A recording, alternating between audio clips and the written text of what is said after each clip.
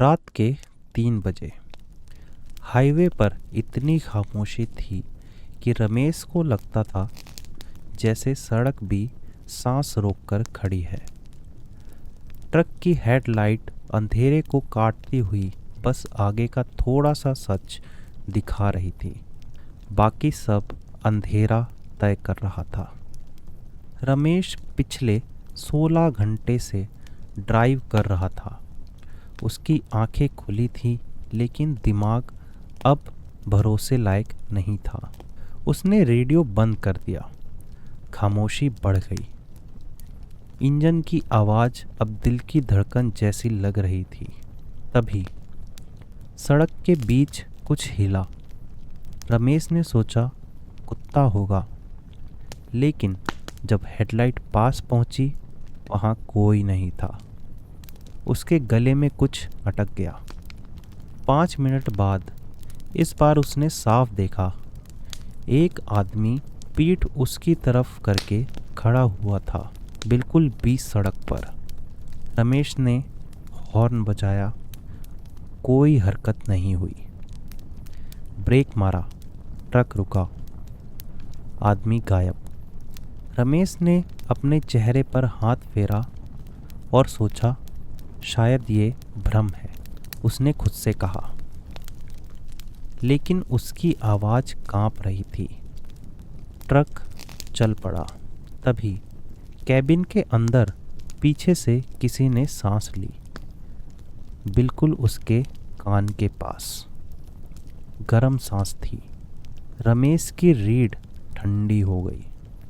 आईने में देखा, पीछे सीट खाली थी, लेकिन सांसों की आवाज़ अब भी थी, धीमी सी, गिनती जैसी। बहुत शांत आवाज़ थी, इतनी शांत कि वह दिमाग में घुस गई। थक गए हो? रमेश ने मुंह खोला। आवाज़ नहीं निकली।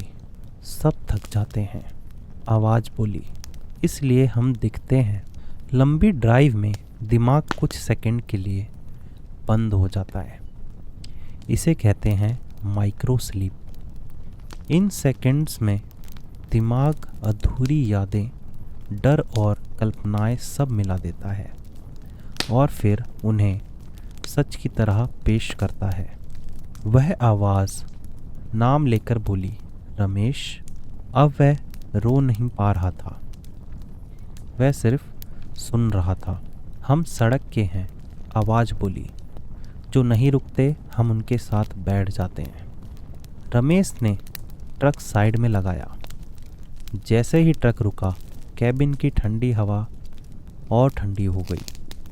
पीछे से किसी के उतरने की आवाज़ आई। दरवाज़ा नहीं खुला, लेकिन आवाज़ आई।